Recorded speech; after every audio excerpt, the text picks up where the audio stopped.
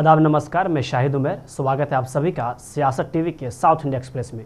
आइए देखते हैं मुख्य समाचार। टीपीसीसी प्रेसिडेंट महेश कुमार गौड़ ने आज कहा कि राज्य के कैबिनेट मंत्रियों ने नई दिल्ली में एआईसीसी चीफ मल्लिकार्जुन खड़गे से मुलाकात की और राज्य सरकार और पार्टी से जुड़े 6 गारंटियों को लागू करने और दूसरे मुद्दों पर चर्चा की। उन्होंने कहा कि हमने 6 गारंटियों में से ज़्यादातर को लागू कर दिया है, अभी 3 साल बाकी हैं और हम उन सभी को लागू करेंगे। कांग्रेस राज्य में फिर से सत्ता में आएगी। कांग्रेस हाईकमान द्वारा पिछले 2 सालों में तेलंगाना सरकार के परफॉर्मेंस पर 2 घंटे के रिव्यू मीटिंग के बाद गौड़ ने मीडिया से बात की। उन्होंने कहा कि मीटिंग के दौरान सरकार और पार्टी से जुड़े कई मुद्दों पर चर्चा हुई। एआईसीसी लीडरशिप ने भविष्य की स्ट्रेटजी पर सुझाव भी दिए और कई मामलों पर मंत्रियों से फीडबैक मांगा। टीपीसीसी प्रेसिडेंट ने कहा कि पार्टी मार्च के पहले हफ्ते में नॉमिनेटेड पोस्ट और 15 मार्च तक पार्टी ऑर्गेनाइजेशन पोस्ट भर देगी। उन्होंने आगे ये भी कहा कि हम मार्च के पहले हफ्ते में नॉमिनेटेड पोस्ट और 15 मार्च तक पार्टी पोस्ट भर देंगे। हम सभी गारंटी लागू करने के बाद ही चुनाव में जाएंगे। तेलंगाना के सूर्यापेट जिले में आज एक व्यक्ति ने एक महिला की हथौड़े से पीट कर हत्या कर दी, क्योंकि उसने कथित तौर पर उसके रिश्ते के प्रस्ताव को अस्वीकार कर दिया था। यह घटना स्नेहा कॉलोनी में हुई, जब संपन्ना नाम की एक महिला अपने घर पर अकेली थी। आरोपी महेश उसके घर में घुसा और उसे हथौड़े से मारा। महिला की चीखें सुनकर लोग उसके घर पर इकट्ठा हो गए और आरोपी को पकड़ लिया। वहीं संपन्ना को गंभीर चोटें आने पर सरकारी अस्पताल में भर्ती कराया गया। हालत बिगड़ने पर महिला को हैदराबाद के अस्पताल में भर्ती कराया गया। सोशल मीडिया पर शेयर किए गए एक वीडियो में स्नेहा नगर के लोग आरोपी को एक खंभे से बांधकर पीटते हुए दिखे, जिसके बाद पुलिस ने बीच बचाव किया। गुस्साई भीड़ ने आरोपी के खिलाफ सख्त कार्रवाई की मांग की है। आंध्र प्रदेश राज्य सड़क परिवहन निगम की एक बस आज सुबह तेलंगाना के जोगुलंबा गढ़वाल जिले के पास नियंत्रण खोकर सड़क किनारे गिर गई। बस में 30 यात्री सवार थे। घायलों को कुरनूल गवर्नमेंट जनरल हॉस्पिटल में शिफ्ट कराया गया, जहां उनका इलाज चल रहा। वहीं उनमें से 4 लोग गंभीर रूप से घायल भी बताए जा रहे हैं। वही रिपोर्ट के मुताबिक बताया जा रहा है कि बस हैदराबाद से अनंतपुर जा रही थी। वहीं आज सुबह अनियंत्रित होकर वो खाई में गिर गई। राज्यसभा चुनाव पर तेलंगाना जागृति की प्रेसिडेंट के कविता ने कहा कि जिसके पास बैटन है उसे बहस करने का हक है। नंबर कांग्रेस सरकार के पास है, वे जिसे भी चुनेंगे वो राज्यसभा जाएगा। लेकिन हम अब भी चाहते हैं कि बीसी, एससी, एसटी, माइनॉरिटी या महिलाओं में से कोई चुना जाए। बदकिस्मती से ऐसा नहीं होने वाला है। जिसका लाठी है उसका बैस है कोई। अब नंबर कांग्रेस सरकार के पास है, वो जिनको चुनेंगे वो जाएंगे राज्यसभा। लेकिन हम तो यही मांग करेंगे कि बीसी को मिले, एससी को मिले, एसटी को मिले, माइनॉरिटी को मिले या तो महिला को मिले। लेकिन किसी को भी वो नहीं जाने वाले, ये तो देख के समझ में आए। Thank you. यूएसए द्वारा भारत को पैक्स सिलिका पहल में शामिल होने के लिए बुलाए जाने पर केंद्रीय कोयला और खाद्य मंत्री जी किशन रेड्डी ने कहा कि कॉमर्स मिनिस्ट्री ने पहले ही हमसे इस बारे में बात कर ली है और इस पर काम चल रहा है। वो कॉमर्स मिनिस्ट्री हमारे से चर्चा किया है। कॉमर्स मिनिस्ट्री इसके विषय पर ऑलरेडी मीडिया को, जनता को बता चुके हैं। उसका काम चल रही है।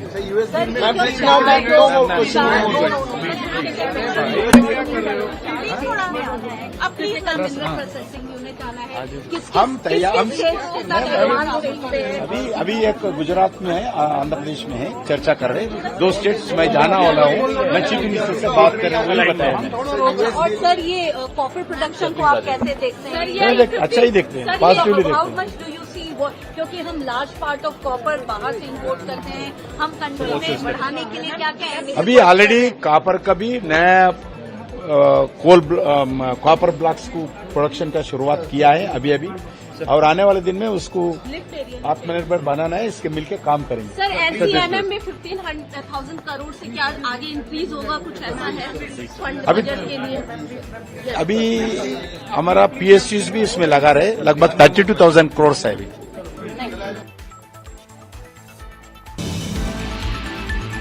बीजेपी के स्टेट एग्जीक्यूटिव मीटिंग पर बीजेपी एमएलसी सीटी रवि ने कहा कि संगठन को मजबूत करने के लिए, काम को बढ़ाने के लिए बीजेपी के कार्यकर्ता हमेशा यही करते रहते हैं। इसी वजह से हमें पॉलिटिकल एनालिसिस करना पड़ता है और आगे बढ़ना पड़ता है। हम यहाँ एनालिसिस करेंगे और दिशा तय करेंगे, आगे बढ़ने का काम भी करेंगे। संगठन को मजबूत करना, कार्य विस्तार करना हमेशा भाजपा करता रहता है, उसकी वजह से यहाँ की पॉलिटिकल एनालिसिस करके हम आगे जाना पड़ता है। हम यहाँ एनालिसिस भी करेंगे और दिशा रख करके आगे जाने का काम भी हम करेंगे। राहुल जी का लीडरशिप को कांग्रेसियों ने 100% नहीं माना, जनता भी नहीं माना, उनका गठबंधन भी नहीं माना।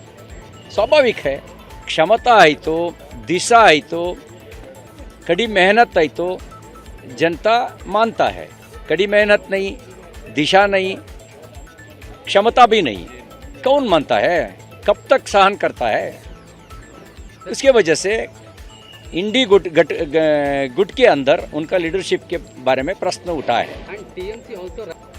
इंडी गठबंधन को बचाने के लिए उनको हटाना पड़ता है, ऐसा इंडी गठबंधन का कुछ लीडरशिप का प्रश्न है। कर्नाटक के डिप्टी सीएम डीके शिवकुमार के गार्बेज डिस्पोजल के मुद्दे पर दिए गए बयान पर बीजेपी एमएलए महेश टेंगेंकाई ने कहा कि उन्हें मुद्दों को सुलझाने के बारे में सोचना चाहिए, जबकि वह सिर्फ बयान देने पर ध्यान दे रहे हैं। बीजेपी के समय में ऐसा पहले भी हुआ है और हमने इस तरह की बयानबाजी करने के बजाय मुद्दों पर सुलझाने की कोशिश की। कांग्रेस को बीजेपी पर इल्जाम लगाना बंद करना चाहिए। उप मुख्यमंत्री होने के नाते और Bengaluru city development, Bengaluru city को इंचार्ज होते हुए डीके शिवकुमार ऐसा कहना गलत है। वो जब भी प्रॉब्लम होता है उसको सोल्यूशन करने के लिए सोचना चाहिए। वो छोड़ के अभी आर अशोक के सामने, घर के सामने हम जो भी कचरा डालेंगे, बीजेपी के ऑफिस के सामने डालेंगे, बीजेपी एमएलए घर के सामने डालेंगे, ये तो ठीक नहीं है। अगर धीरज मुंडराज हो या अरविंद लिंबावली ने स्ट्राइक किया है तो पहले भी भारतीय जनता पार्टी का जब सत्ता था तभी हुआ था। तब तो हम लोग जाके कांग्रेस के एमएलए या कांग्रेस के ऑफिस के सामने कचरा फेंकने का काम नहीं किए थे। उसको सोल्यूशन जो करना चाहिए था उसके बारे में हम लोग सोच के समझ के उसको सोल्यूशन जो प्रॉब्लम होता है उसको सॉल्व करने के लिए हमने ट्राई किए थे। लेकिन ये जो माननीय उप मुख्यमंत्री का जो बयान है वो ठीक नहीं है। एक एमएलए के नाते धीरज उधर जो प्रॉब्लम हुआ है उसके बारे में उन्होंने बताया। अरविंद लिंबावली का कॉन्फ्रेंस में जो प्रॉब्लम होता है उन्होंने बताया। अगर आप ब्लैकमेल कर रहे हैं, फंड के लिए ब्लैकमेल कर रहे हैं, first of all Congress party fund दे रहे हैं तो किधर दे रहे हैं? वो तो नहीं दे रहे। अननेसेसरी आपका जो काम करना है वो आपका कर दीजिए। अननेसेसरी बीजेपी एमएलए के ऊपर जो ब्लेम गेम करने के लिए कांग्रेस पार्टी कोशिश करे वो छोड़ देना चाहिए। कांग्रेस सांसद प्रियंका गांधी वाड्रा ने कहा कि मैं असम की सभ्यता और संस्कृति का सम्मान करते हुए माता का आशीर्वाद लेने यहाँ आई हूँ, क्योंकि लाखों लोगों की आस्था कामाख्या देवी से जुड़ी है। मंदिर में पूजा करने के बाद मुझे बहुत अच्छा लग रहा है। मैं कामाख्या माता देवी जी की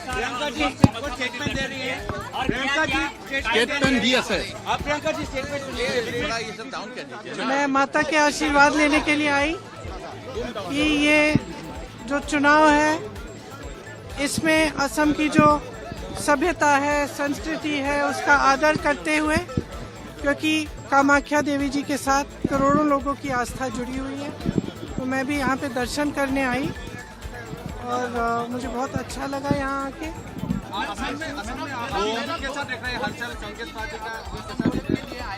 देखिए, ये धार्मिक स्थल है, यहाँ पे मुझे राजनीतिक बात नहीं करनी चाहिए।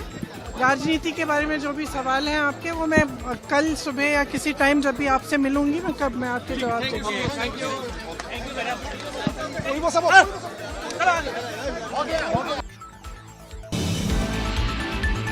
समाजवादी पार्टी नेता अबू आसिम आजमी ने फिल्म द केरला स्टोरी 2 को लेकर केरल के मुख्यमंत्री पिनराई विजयन के बयान पर कहा कि बहुत सारे मुद्दे ऐसे भी हैं जिन्हें नहीं दिखाया जा रहा है। ये सब चीज़ें नफरत पैदा करने वाली हैं, एक समाज को दूसरे समाज से दूर करने वाली हैं। एक समाज को दूसरे समाज से दूर करना क्या अच्छा है? झूठ पर ये चीज़ें हैं।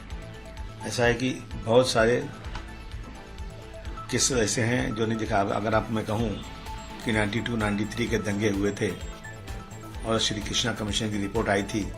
श्री कृष्णा कोई मुस्लिम नहीं थे, एक जज थे। उसकी फाइल बना दो, दिखा दो क्या हुआ था। 2002 में दंगे हुए थे गुजरात में, और वहाँ पर जो है जिस तरह के स्टेटमेंट आया था, जिस तरह से लोग मारे गए थे, बाबू बजरंगी की जो बातें हैं कि मैंने जो 100 लोगों को कुएं में डाल दिया, पेट्रोल से जला दिया, और मैं जेल गया। जज साहब जो थे उन्होंने कहा कि बाबू बजरंगी को तो 5 बार फांसी होना चाहिए। दूसरा जज आया, उसने भी नहीं छोड़ा मुझे। उसके बाद मुझे मुख्यमंत्री जी एक आदमी आया, बोला फिक्र मत करो, कोई अच्छी बेंच आएगी तो तुमको छोड़ा दूंगा। बाद में छोड़ा दिया। बाबू बजरंगी बोल रहा है, इसकी फाइल क्यों नहीं बनाते? तो इसकी एहसान जाफरी की फाइल बनाओ, ये कैसे मारा गया, काटा गया उनको। फाइल बनाओ, कितने मुसलमानों को जो है पकड़ दाढ़ी काटी जा रही है, जय सिया राम बोलाया जा रहा है, और गाय का गोश्त उनको सूअर का गोश्त खिलाया जा रहा है, शराब पिलाया जा रहा है, पेशाब पिलाया जा रहा है। बहुत सारे आ रही वीडियो आ रही है चारों तरफ।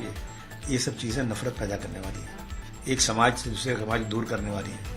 और एक समाज से दूसरे समाज को दूर करना अच्छा है या दोनों को मिलाना अच्छा है? सरकार आपकी है, जुर्म जाती होती है, लॉ एंड ऑर्डर मेंटेन करो। लेकिन जहां माइनॉरिटी और मुसलमानों की बात होती है वहां पर कुछ नहीं। इखलाक को मारा गया, कोई फाइल नहीं बनी।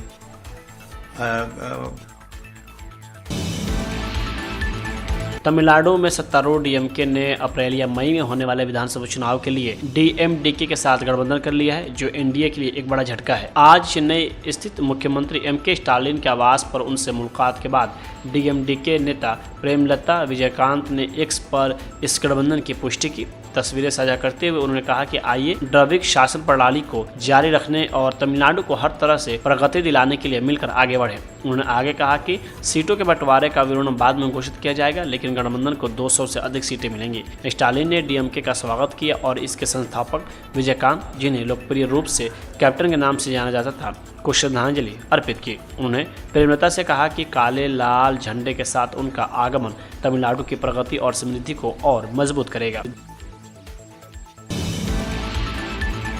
बीजेपी नेता शहजाद पुनेवाला ने कहा कि राहुल गांधी की टीम के लिए एक और झटका, एक और घाव है। कल ही सामना का एडिटोरियल छपा था जिसमें कहा गया था कि राहुल गांधी को हटाओ, ममता बनर्जी या स्टालिन को लाओ। टीएमसी ने भी एक बयान जारी कर कहा कि राहुल गांधी को हटाओ। अब इंडिया गठबंधन की एक और पार्टी वीसीके ने कहा कि राहुल गांधी नहीं चलेंगे, स्टालिन को इंडिया गठबंधन का नेता बनाना होगा। न तो राहुल गांधी को मानने को कोई तैयार है, न ही उनके साथी उन्हें मानने को तैयार है। देखिए, एक और झटका, एक और जख्म राहुल गांधी के टीम के लिए। कल ही हमने देखा कि सामना का एडिटोरियल छपा कि राहुल को हटाओ, स्टालिन को लाओ, ममता बनर्जी को लाओ। टीएमसी ने भी ऐसा बयान दिया कि राहुल गांधी से नहीं हो पाएगा, इंडिया अलायंस का नेता ममता बनर्जी को बनाओ।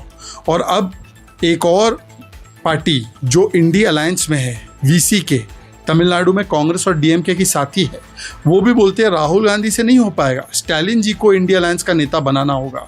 इसका मतलब एक और no confidence motion Rahul Gandhi के खिलाफ पारित हुआ है। राहुल गांधी को ना जनता स्वीकारने को तैयार है, 95 इलेक्शन आ रहे हैं, ना उनको साथी स्वीकारने को तैयार है। हर रोज़ शिवसेना, यूबीटी हो, टीएमसी हो, डीएमके हो, समाजवादी पार्टी हो या वीसीके हो, वो उनके खिलाफ बोलते हैं कि नहीं, ये नेता नहीं बन सकते हमारे। और अब तो मणिशंकर अय्यर जैसे नेता, भूपेन बोरा जैसे नेता, इमरान मसूद जैसे नेता, वो भी राहुल गांधी के नेतृत्व को नहीं स्वीकारते। मतलब ना जनमत, ना संगत, ना जनपद। महाराष्ट्र के उप मुख्यमंत्री अजित पवार के निधन को लगभग 1 महीने का समय होने को है। इसके बाद भी उनकी मौत को लेकर कई तरह के सवाल खड़े हो रहे हैं। शिवसेना यूबीटी नेता संजय राउत ने पहले ही प्लेन हादसे पर आशंका जाहिर की थी। इसके बाद लगातार सवाल उठ रहे हैं। अब राजनेताओं के बाद परिवार के लोग ही सवाल उठा रहे हैं। रोहित पवार के बाद अब सुप्रिया सुले ने भी कई तरह के हादसे की जांच को लेकर सवाल खड़े किए हैं। 15-20 दिनों से जब से एक्सीडेंट हुआ है, रोहित पवार जी दिल्ली भी गए, महाराष्ट्र में एक्सपर्ट से भी पूछ रहे।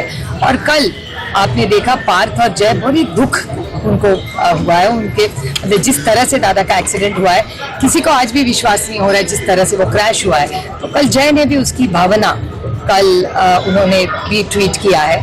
तो सबके मन में ऐसे ये दुख तो है ही, लेकिन ये कैसे हुआ, ऐसे बहुत सारे सवाल आज सबके मन में। पर डायरेक्ट स्टैंड क्यों नहीं मिल रहा है? क्योंकि अभी पता नहीं, अभी नहीं, ट्वीट नहीं हो रहे। हमने मैं उद्धव जी की और कांग्रेस की आभारी हूँ कि सबसे उच्च सदन लोकसभा में भी उन्होंने मांग की कि इस पे चर्चा। Last question.